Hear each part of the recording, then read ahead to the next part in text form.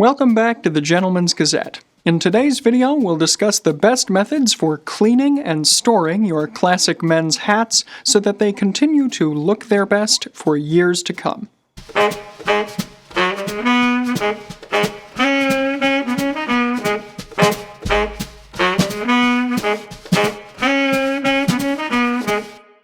It's no secret that we here at the Gentleman's Gazette are big fans of classic hats. We've produced numerous videos and several series about them over the years, and you can see all of these by taking a look at our hats playlist here. As such, we're frequent wearers of these classic styles. But as you might expect, the more frequently you wear hats, the more likely it is that accidents will occur and the hats will get dirty, no matter how careful you might happen to be.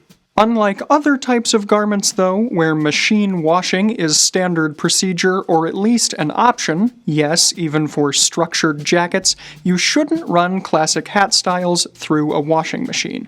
So, what are the proper methods for cleaning your hats?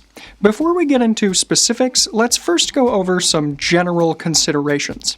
First, be sure to take note of your hat's material composition before attempting to clean it. In some cases, your hat will be marked with a tag to indicate the material, and sometimes even specific washing or cleaning instructions. But especially for vintage hats, such tags might not be present, so it will be up to you to determine what material the hat is made from. On that note, for the various materials that are used in the construction of classic hat styles, you can take a look at our video on the anatomy of a hat here. Alright, buses, you gotta work with me here. They're rolling along the highway on the wonderful Greyhound bus. And aside from the material, other factors to consider would be the hat's age and the severity and location of dirtiness. Once you can account for all of these details, then you'll be able to decide which washing method will be best. Remember also that it's important to handle the hat properly. No matter what the style or the material of the hat, it's generally best to hold the hat firmly by the brim rather than by the crown without allowing too much bend. Also, be sure to keep your hands and fingers free of dirt and grease when handling and cleaning hats so that you won't be generating more spots as you clean.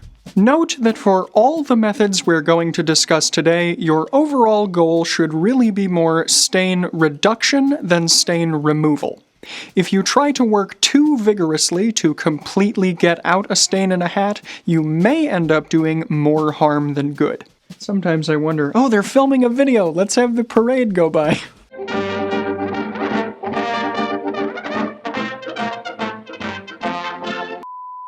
Finally here, what we won't be covering in today's video are more casual styles like ball caps, beanies, and so on. Our methods are best suited to classic styles like fedoras, flat caps, Panama hats, and the like. We'll even cover top hats today, so sit tight. With all that said, let's dive in today with a method that's safe for most hat types, simple spot cleaning.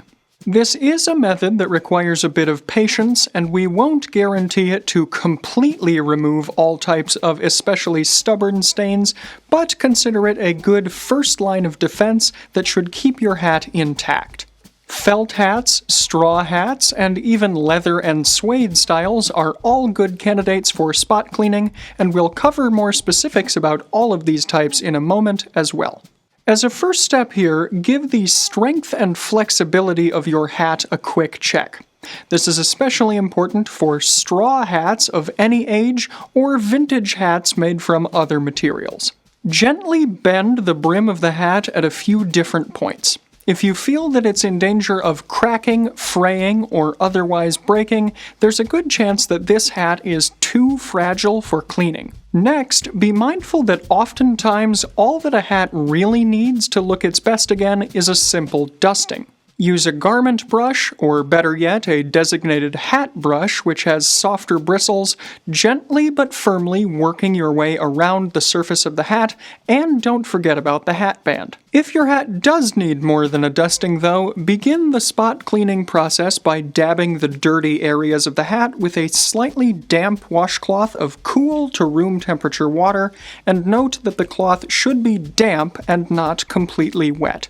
Some resources online suggest that you introduce mild non-bleach laundry detergent or dish soap, but we would caution against this, especially for vintage hats, as these cleaning materials may be too harsh. If you need some extra strength, we would recommend creating a slurry with a bit of cool water and some soap flakes, about a teaspoon to start out with, stirring to dissolve, and then dipping a washcloth in the mixture and squeezing a bit to distribute. If this doesn't improve the situation, you can consider moving up to a mild detergent, but if you do so, be sure to work slowly and carefully. Warmer water might also help here, but be aware that water that is at too high a temperature can cause colors to run in some hats.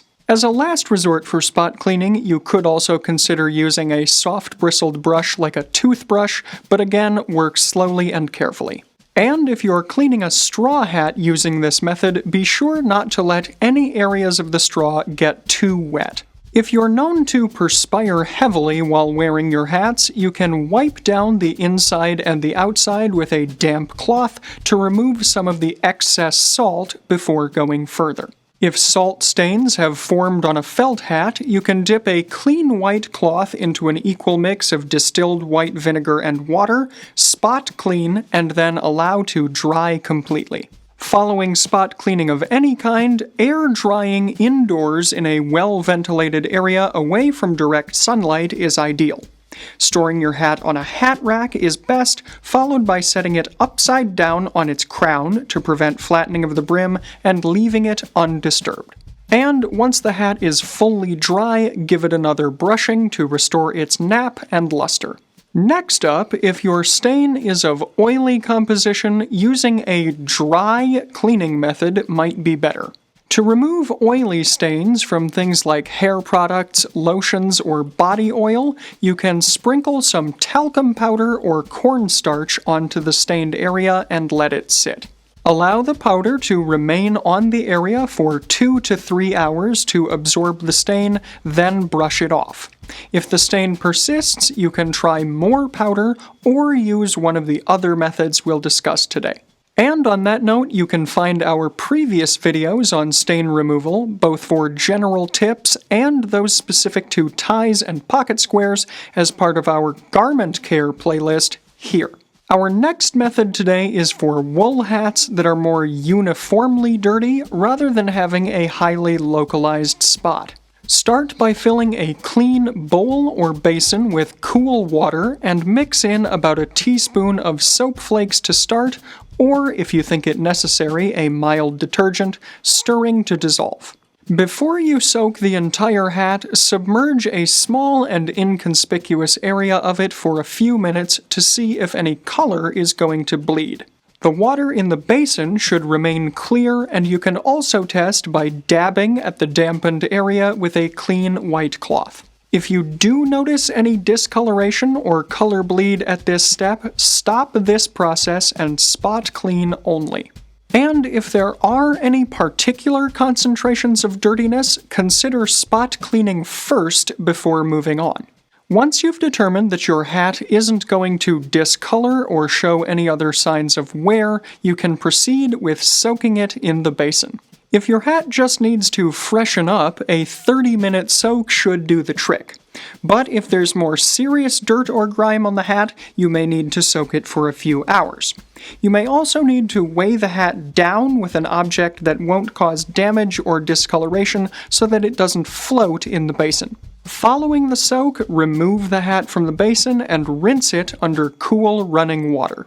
Place the hat crown side down on a clean towel to remove excess moisture, and then, after a few minutes, transfer to a hat rack to dry. If your hat has a leather sweatband, it's a good idea to turn it out, wipe it dry with a cloth or paper towel, and then turn it back before leaving the hat alone to dry the rest of the way. Remember not to twist or wring out your hat to dry it, as this could cause damage, discoloration, or pilling.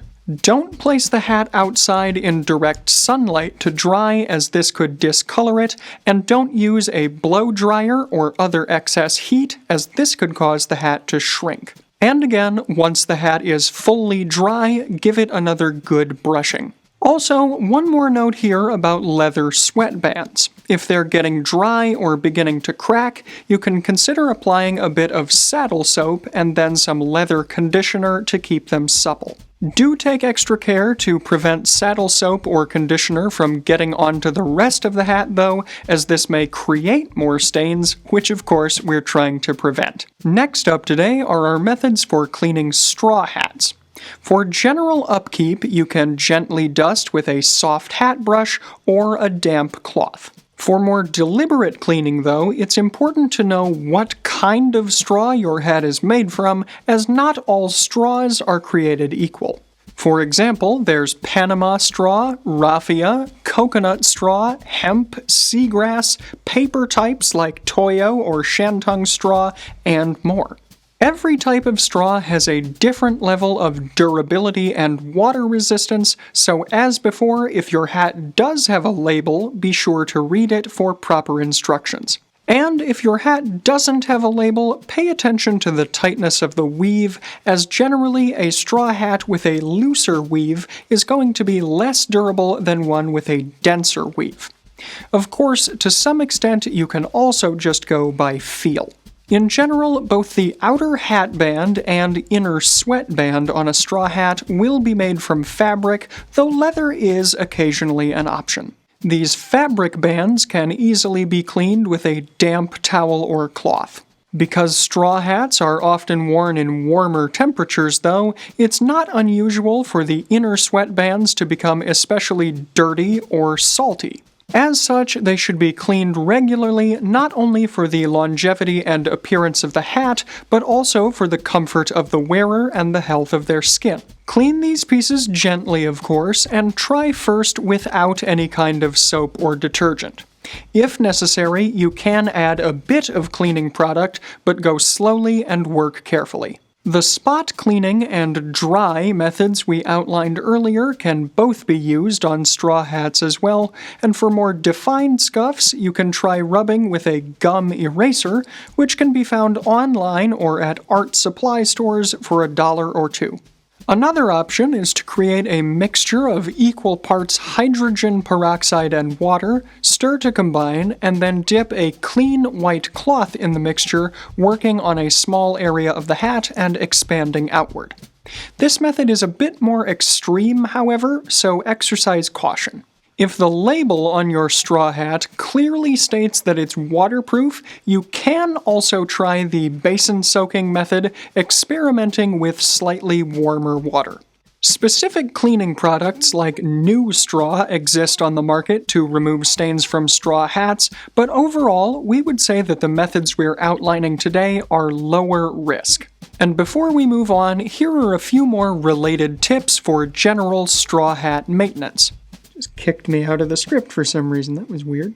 Now, as in a good theatrical movie, the script is the backbone of the business film. Thinner and softer straws can be stiffened by brushing with a light coat of clear shellac that's been diluted with an equal amount of alcohol. And to brighten the color and renew the gloss of darker straws, rub them with a dark cloth dampened with alcohol, diluted with 1/4 the amount of water, and then polish lightly with a piece of dark-colored velvet or a velvet brush. Classic hats made from leather, whether smooth or suede, are definitely less common than their felt, fabric, and straw counterparts, but they are out there. As such, here are our cleaning tips for those types. For smooth leather, discolorations can be minimized and mitigated with a periodic application of conditioners like mink oil or neatsfoot oil. Avoid saddle soap for general cleaning on the greater surface of a leather hat, however, as it may dry out the hat over time. Regular upkeep with a soft brush or a damp cloth is also recommended here, but be especially sure that the cloth isn't too wet. To clean a suede hat, begin with a thorough brushing. A standard hat brush can work, but a specialized suede brush is also a worthwhile investment. And for lighter colors, a suede bar or suede eraser can also work well. Move the suede bar in a circular fashion on the affected area, applying gradually more pressure if necessary, and then brush again with your hat brush or suede brush. Heavily matted down suede or caked on dirt can also be removed using an emery cloth or fine grit sandpaper at about 120 grit, but again, this may be a riskier method, so exercise caution. Oil and sweat stains are especially difficult to remove from suede, so you can try the dry method we mentioned earlier, or if you're feeling bold, a mixture of 1 part baby shampoo to 15 parts warm water, followed by the use of a suede brush, might do the trick. Again, be careful with these methods. There's one more type of hat that we'll cover individually today, and that's the top hat. The most formal style of hat that a man can wear, the top hat is reserved for the white tie and morning wear dress codes, more of which you can learn about. Prepositions. Both of which you can learn more about. Okay. Whenever we're around people, a good vocabulary helps us say what we mean and understand what others mean. The most formal hat style that a man can wear, the top hat is reserved for the white tie and morning wear dress codes, both of which you can learn more about in these videos here, or as part of our comprehensive black tie guide on the website, which you can find here. When considering evening top hats in black, the best models are made from either silk or beaver fur felt that is highly polished to look like silk. Get out of here, buses! People ride buses to places near and far. Today we are taking a long bus ride. I don't care! The silk versions are no longer made today, however, as the last mill that produced hats of this type has long since gone out of business, so silk top hats must be purchased vintage. Beaver fur hats, meanwhile, are still being manufactured, especially by English firms like Lock & Company, which also sell vintage models. The collapsible style of opera hat, which is also still made by some manufacturers today, is typically constructed from ribbed silk, especially in the US, or dull merino cloth, especially in the United Kingdom. Top hats for morning dress can also be made from black silk, although gray fur felt is more common. Whether black or gray, we'd suggest that you avoid top hats in wool felt, as these are inherently too informal for their respective dress codes. As to the cleaning process, then, any dust on a vintage or modern top hat can be removed via gentle brushing with a soft hat brush. When dusting an antique silk top hat, it's important to brush in the direction of the nap in order to keep it smooth. Also, antique silk top hats were originally designed to be buffed, so this is a process that should be carried out from time to time to keep the hat looking its best. Using a velvet pad or brush, sweep over the surface in the direction of the nap a few times until the hat's deep and glossy shine is reinstated. If your top hat has gotten wet, either in the rain or otherwise, allow it to dry in a well-ventilated area out of direct sunlight or excessive heat. Finally here, when you're wearing a top hat, especially a vintage one, care should always be taken when setting it down on a flat surface. This is because if any damage is done to the fabric on the flat top of the crown, it can't be repaired, only blackened. So, those are our methods for cleaning your classic hats. If you're not having success with one method, you could try another, or perhaps a combination of methods, allowing time to rest and dry completely in between.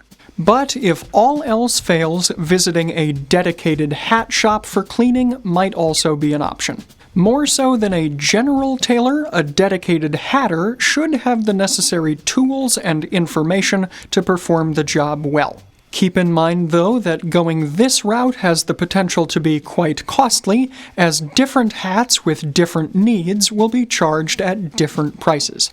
In general, then, consider your total investment. If you've spent a good deal of money on a vintage hat in nearly pristine quality, it might be worth it to go to a hatter if any cleaning needs to happen. Otherwise, we'd recommend trying our methods first. Now, to cap things off today, let's cover how to properly store your hats, as well as a few more general tips. When not wearing a hat, especially for extended periods of time, the best ways to store it are in a hat box or set alone in a cool, dry place. Again, store with the crown down to prevent distortion to the brim and fill comfortably with tissue paper. If a hat rack is your only option for long-term storage, choose one with a wider and flatter hook shape that won't distort the crown over time. For short-term storage or hats that you wear in regular rotation, though, a hat rack should be more than suitable. And if storage space is an issue, you can stack hats with similarly shaped crowns, so long as none of them are being stretched or deformed. Top hats should always be stored in a dedicated box or top hat bucket, kept away from moths and ideally with a layer of silk on top for added protection.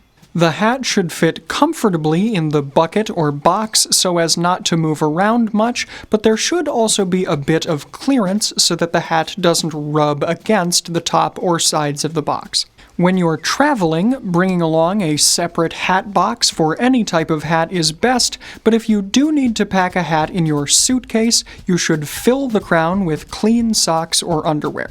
Leave a hat-sized nest inside the space of your suitcase and insert the hat crown down into this nest, being sure that the brim isn't being misshapen.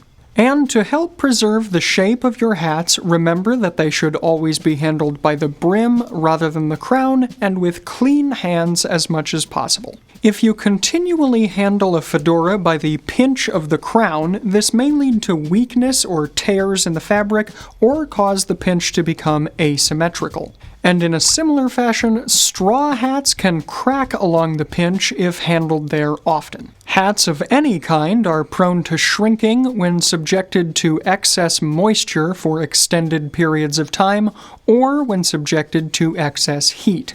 Again, don't leave your hats in direct sunlight, as this could lead to discoloration, and don't store them in plastic, as this could lead to discoloration and trap moisture, causing mildew. And if you'd like to learn how to reshape a hat, you can consult our video on that topic here. Armed with these techniques, you should be able to keep any and every classic hat style in your wardrobe in tip-top shape. Because there's an endless string of motorcycles going by the property right now, I can't tell you more.